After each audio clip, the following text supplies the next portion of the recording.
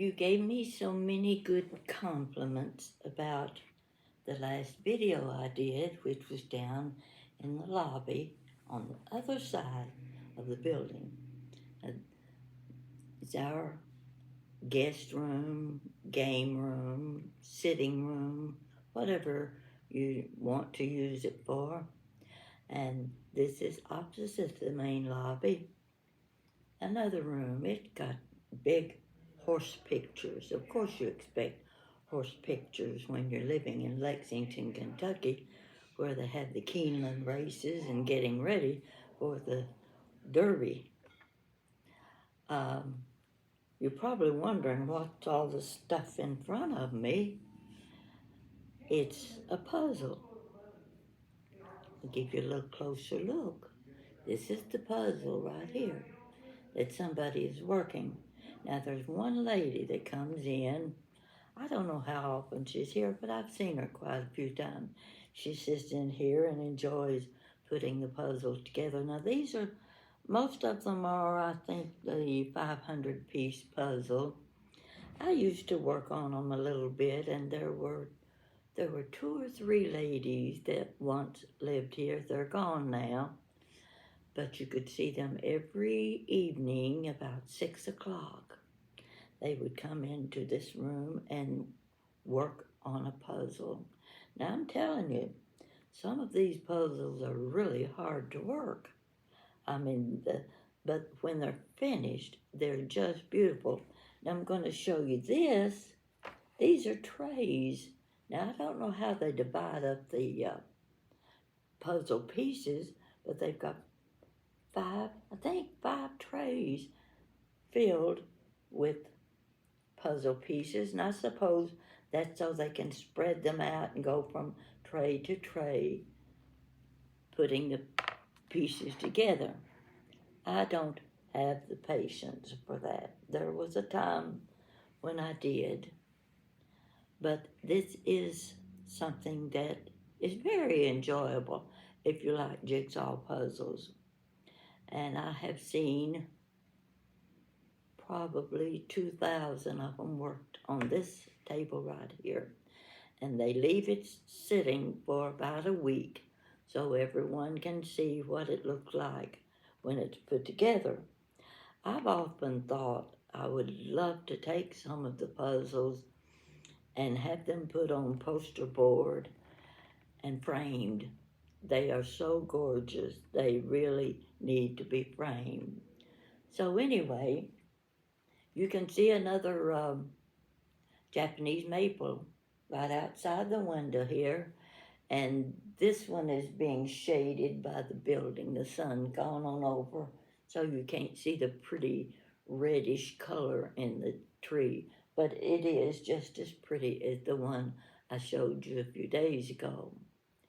Now, before I start talking, and this is one of those videos where I don't have anything planned. It was just whatever comes to mind, that's what we're going to talk about. I started to tell you something and already forgot it. So, anyway, I'll get into my storytelling. Oh, I know what I wanted to tell you. A friend just contacted me and said a Taylor Swift ad is on Pat's YouTube channel. Can you believe that? I'm getting a Taylor Swift ad on my channel. The lady that has produced the most records, I think, ever. That's what I was just told. So, who knows? Maybe I'll make it to the Today Show. One of my viewers said she's going to contact Hoda and see what she could do about getting me on the Today Show. Now, what in the world would I talk about on the Today Show? Well, I guess they would lead with the questions, and hopefully I would have the answer. Now, we're just dreaming today. It doesn't hurt to have a few little dreams and thinking what you could do, maybe. So that's what we're doing today, just dreaming about it. Um, the main one I think I should get a little attention from is the Dr. Pepper Company. You know, I can remember my mother. She had those little 10-ounce bottles. That's all that came in then with the glass bottles. And she had Dr. Pepper in the refrigerator at all times. But the difference with her drinking Dr. Pepper was I'd watch her pour it into a pan. What's she doing? She's setting it on the stove. Turn the burner on, and she stands there and waits. And when the Dr. Pepper starts to bubble, she takes it off the stove. She's got her big coffee mug, and she pours Dr. Pepper into her coffee mug. And she drinks heated Dr. Pepper. Now, who would have thought of that? She says it's just as good as coffee. And I'd take her word for that. She was in the nursing home when she was 100 years old, drinking Dr. Pepper. I remember when I was a teenager, we had our local radio programs, you know, the little disc jockey would interview people and people would call in and ask for them to play their favorite songs, and they would interview local people, something they had done special, and the whole town watched those shows. And one was sponsored by Dr. Pepper Company. And you could, I don't remember how you entered the contest, but I do know what the results of the contest were. My mother won 10 silver dollars from the Dr. Pepper Company. I've always remembered that. That was a pretty exciting thing back in the early 50s. Good thing she had her 10 silver dollars. Not everybody was able to collect silver dollars then. I also remember when I lived in Tennessee. Now, this is when my mother was in her 80s. This was before she went to the nursing home. Actually, she was about 90 years old. She came to visit me. It was in the wintertime. Oh, it was so cold. The streets were icy. It had just sleeted enough to make the streets black ice. You know what black ice is. You know that you don't want to get in your car and go anywhere when there's black ice on the street. Well, she was there at the house. It must have been 10 o'clock at night. And she wanted Dr. Pepper. Well, Mama, I don't have any Dr. Pepper, but I've got Pepsi. No, I want Dr. Pepper. Well, I rambled around trying to change her mind on that. I didn't get anywhere with it. Do you know, my mother had the nerve to send me out in my car with black ice on the street to buy a carton of Dr. Peppers. I went, but I had a few unsaid words for her that night. She got her Dr. Peppers. What can I say? That was my mother. She wouldn't have let me go out on the street for any other reason. Say something I wanted or wanted to do. She'd say, it's too bad out there. You can't go out. weather like this. But when it came to her Dr. Peppers, she sent me out on the black ice streets. Never forgot that. Just little things like that I can remember that my mother used to do. A lot of you keep wanting to know more about my mother. I don't know how much more I can tell. And some of you speak of a grandmother. The only information I can give you about my grandparents is the, the stories passed down to me from my own mother. She was both grandmother and mother because the oldest grandchild was 4 years younger than me. We ran around together. We did things together. And out of a total of 15 grandchildren, I remember the day my daddy said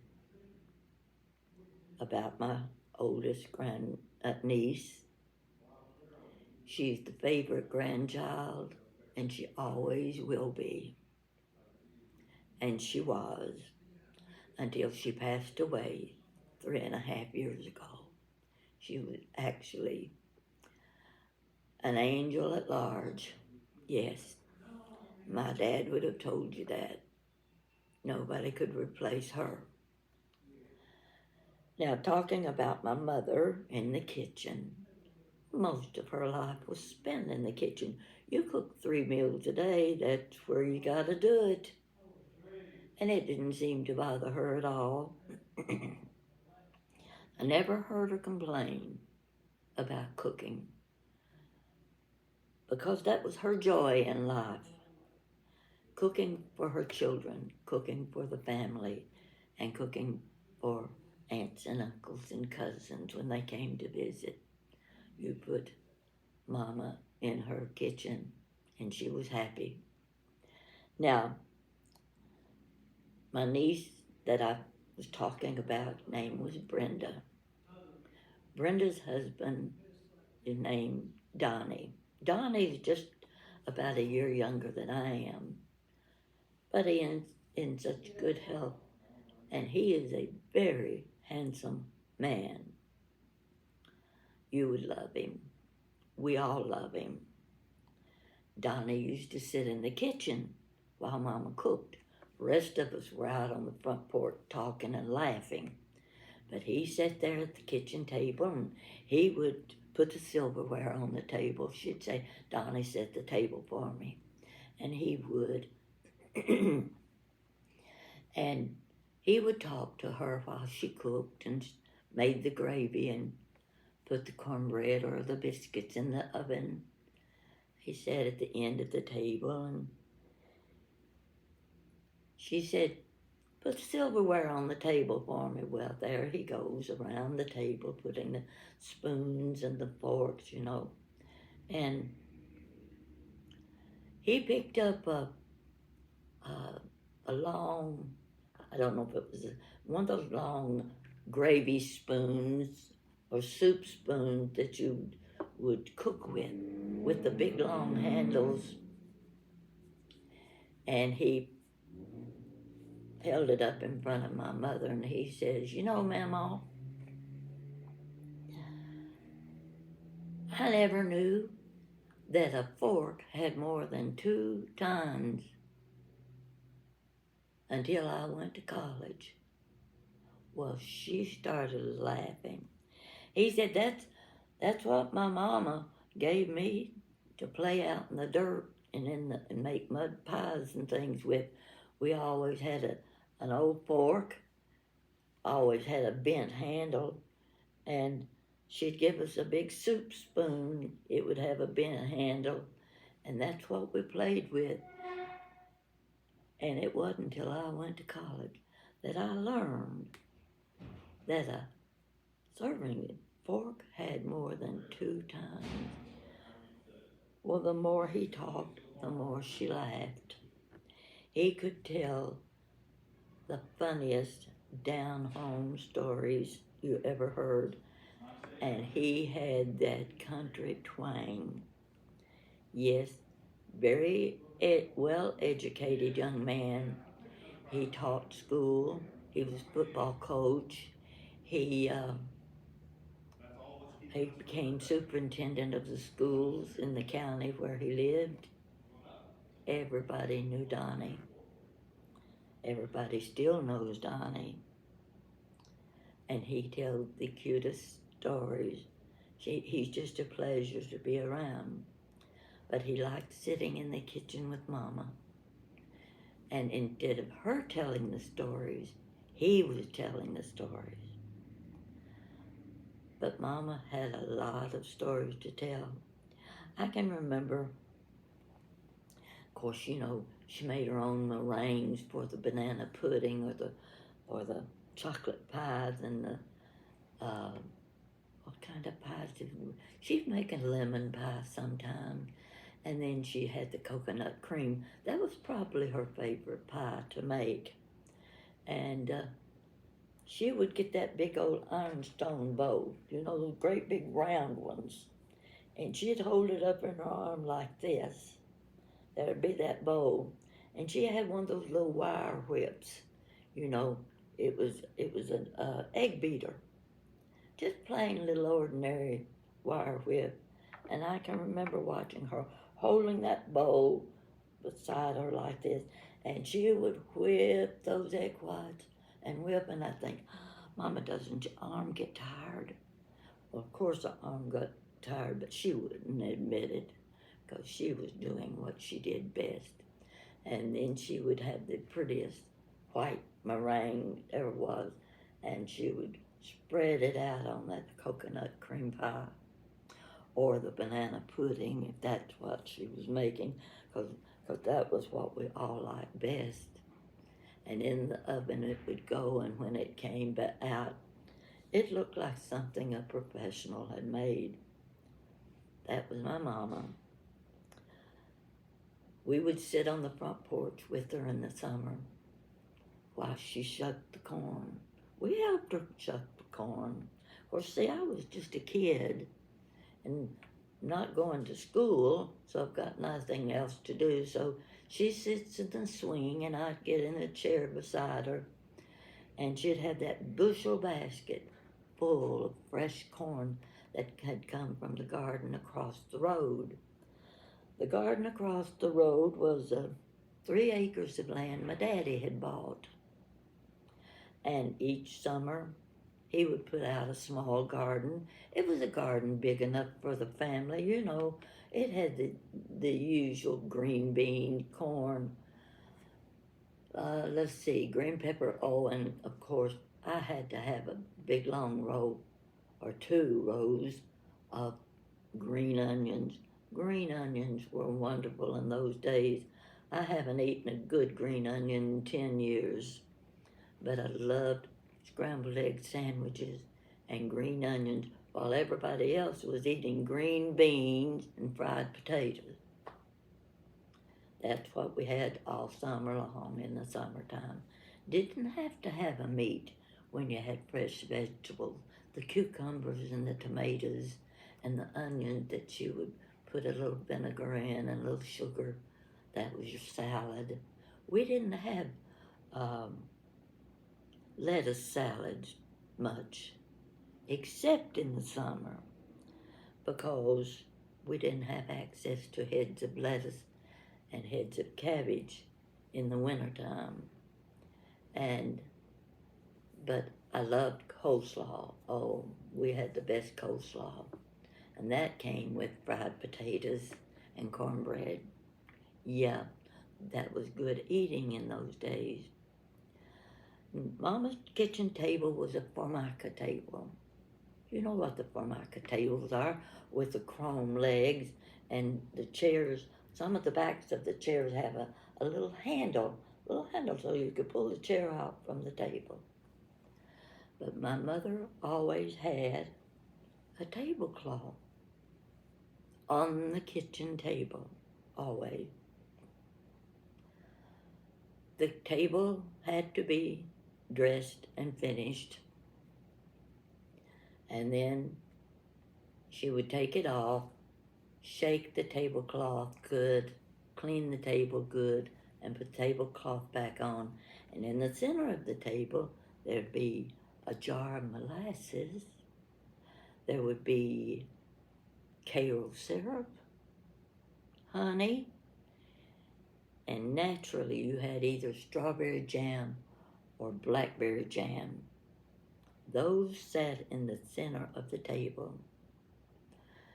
I was writing my book, and a friend from up north was reading the stories. And when he read the part about the molasses and honey and jam in the center of the table, 3 meals a day, and that's what we called our dessert. You ate that dessert on cornbread, or you had an extra biscuit at the end of the meal. You opened up that biscuit, put a little butter on it, be a hot biscuit, and you would put your molasses or your honey on. Nothing better than that. My friend was so surprised. He had never heard of doing something like that.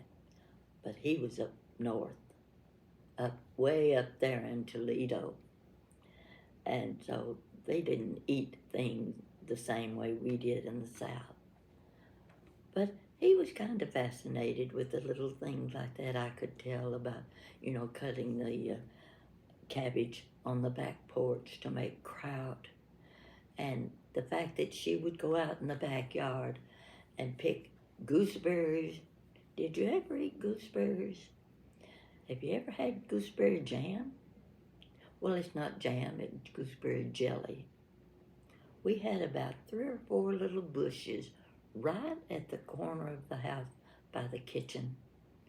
And when those gooseberries started getting ripe, well, at first they looked like green, striped marbles.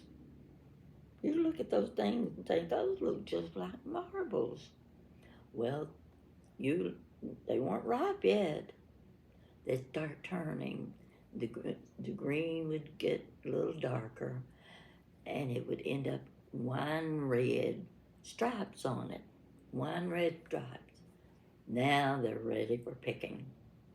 And now Mama can make gooseberry jelly. The grapes at the corner of the yard, we had the grapevine that you could crawl under the grapevine. They were built up, and you couldn't see under the grapevines. And that's where I would go play. I had my dolls. Sometimes I had my paper dolls. And I'd crawl up under those grapevines. Nobody could see me. Those vines hung down over the braces. And I was under there in the shade, having more fun. And every now and then I'd reach over and pick some of those grapes. They were those dark purple grapes. What do you call them? The kind you could swoop out of the hull. And she also had white grapes. I never understood how 2 different kinds of grapes would be on the same vines, but we couldn't wait in the summer till we could eat our own grapes from our grapevine. So much to do and so many things to eat. And the cherry trees, they just glistened with bright red cherries. Of course, the good cherries that you wanted were right on top of the tree. Of course, the birds liked them too, so it took a lot of picking to get to them before the birds. They'd take 1 bite out of each cherry. You couldn't use those cherries after the birds had eaten them. You know what the birds were after. They were after the worms that were inside those cherries. I didn't know that till my brother-in-law told me. He said, the reason those birds are just taking 1 bite is because they know there's a worm inside that cherry. Keep that in mind the next time you're picking cherries off the cherry tree. Well, that's just a little hint to you. So, I'm here in our side of the lobby where we have our Thursday afternoon gatherings. Everybody brings something good to eat, and they bring their own drinks. If they want a glass of wine, they carry it with them. And of course, you know what I've got in my hand. I've got a Dr. Pepper. Well, I put it in a glass so it looked nice and proper, like your glass of wine does. I know there was something I wanted to comment about. Yes, I'm going to bring this up. I hesitate, but I'm going to bring it up. On occasion, someone will respond with what you might call a negative remark. Naturally, the negative remark is about something I have done, the improper way of doing things. Well, I don't know that there's a proper way for everything. There are lots of ways to do some things, and everybody has a choice. I don't call myself the best cook in the world. I've tried to convince you folks of that, but you just don't listen to me. And I make mistakes. But when you insisted on me doing cooking, you have to accept me as I am. You have to accept my simple ways of doing things.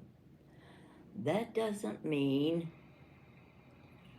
I'm always doing it the proper way, the way your professional cooks do on the cooking shows.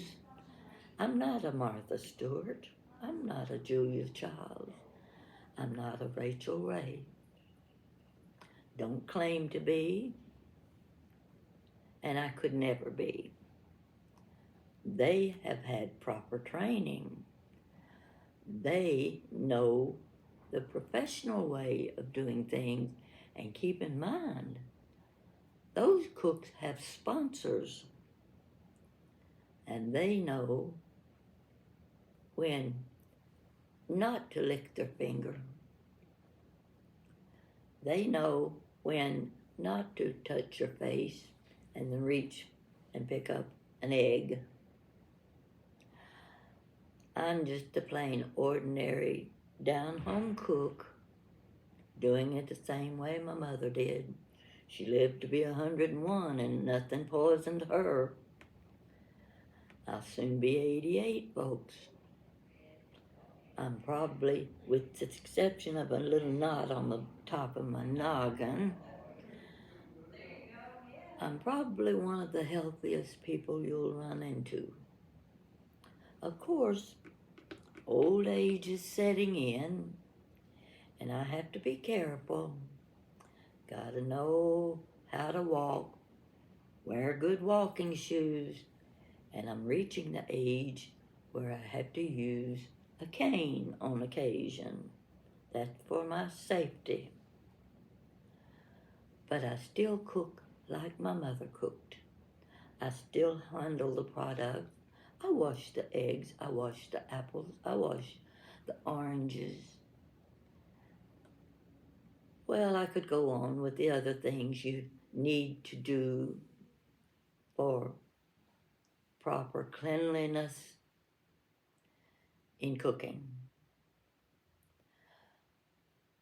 But I don't think I've ever made anything that caused a person to be sick.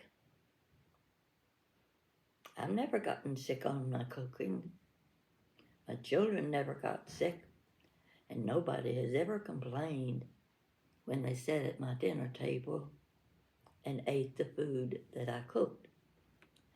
So yes, I don't have a sponsor showing me how to do the proper thing when it comes to cooking.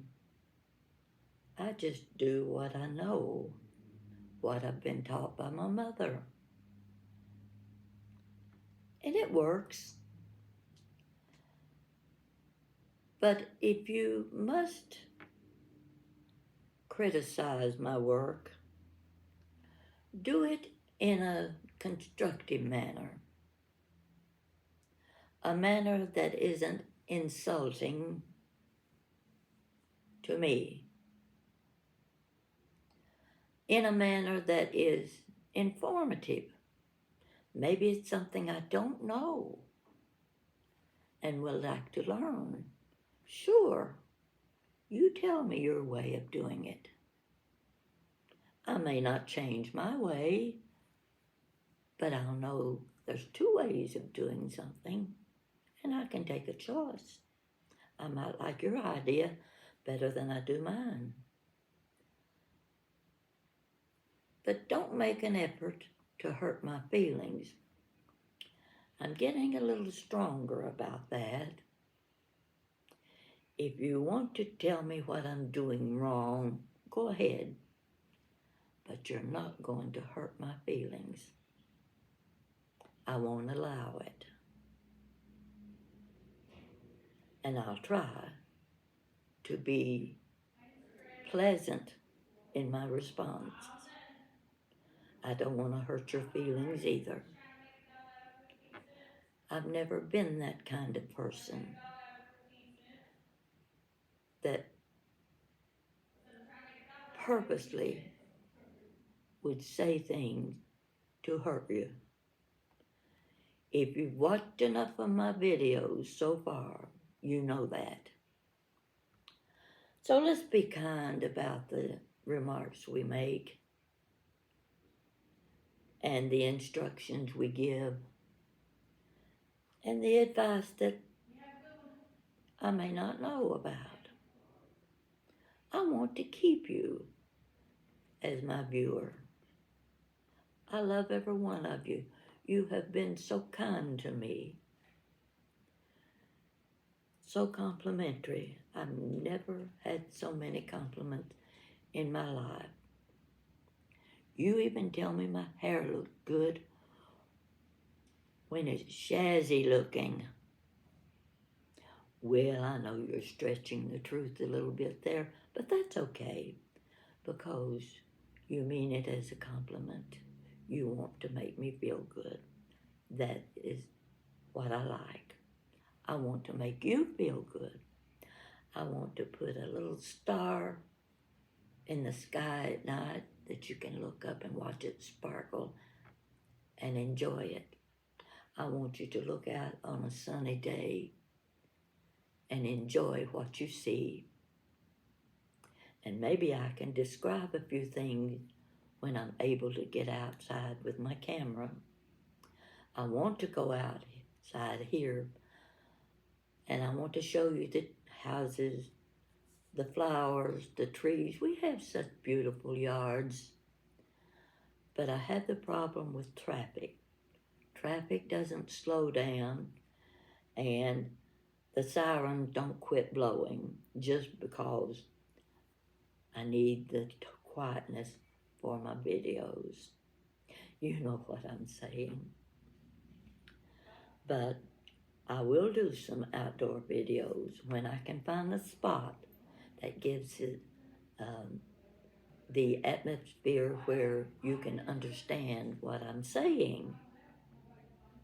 This is a long video. Didn't plan it to be this way. But I think I made a few points that I wanted you to understand. And as you can see, I can sit here for the next hour and I'll guarantee you I'll be lucky if I can find a place for this piece, this puzzle piece. There's a sweet lady that comes in here 2 or 3 times a week. She sits here by herself and works the puzzle. Now and then I walk in and interrupt her train of thought. But she doesn't mind. She's a very pleasant lady. And we talk, and I tell her about my YouTube stories. And she likes the idea. I don't know if she has an iPad or not, but she listens to me, and she's a very sweet lady. A lot of sweet people around here, and I have a lot of good friends. And I tell you what, I'm going to see if I can find that Taylor Swift ad on my YouTube. That's kind of nice, you know.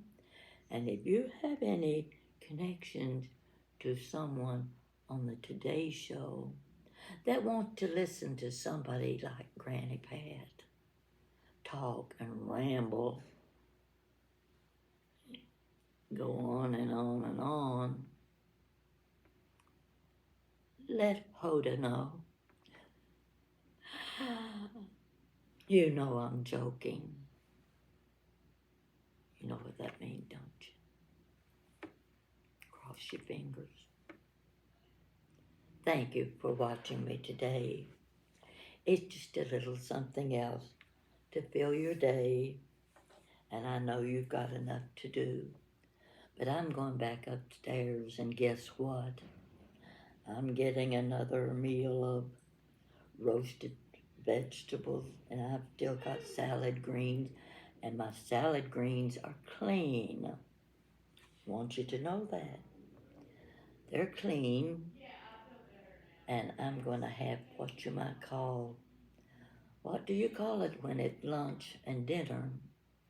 I know it's called breakfast and lunch is called brunch, but somebody needs to come up with a lunch and dinner word so that you can say you did the combined meals in one. If I come up with a good idea, I'll let you know, and maybe we'll create a new word for Webster's Dictionary. Thank you, folks. I'm going to turn you off here, take the puzzle box down off the table, and, you know, I'll just show you around the room before I turn it off. Okay, there's the window with another Japanese tree. I'm going to come on around beyond me. Oh, look at that. Come on, let me get that right. What do you think? Beautiful racehorses right here in Lexington. Take another look. What's on the wall?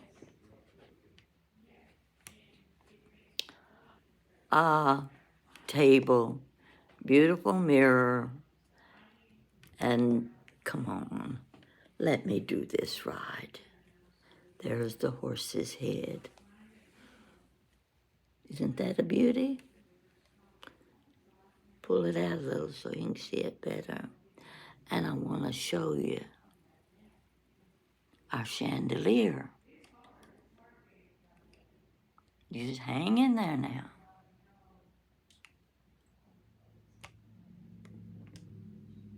There's the chandelier. Whoops. I'm not getting it right. There you go. I would turn it on, but I'd have to go across the room for the light switch. That's the chandelier. And over on the end wall, am I getting there? Another large picture of horses. Yeah, this is a nice room to sit and read and talk. And you look out through those doors and you're looking out into the main lobby. Can you see that big chandelier? It is a beauty. That's it for today, folks. You got any kind word to say? I'm listening. Thank you.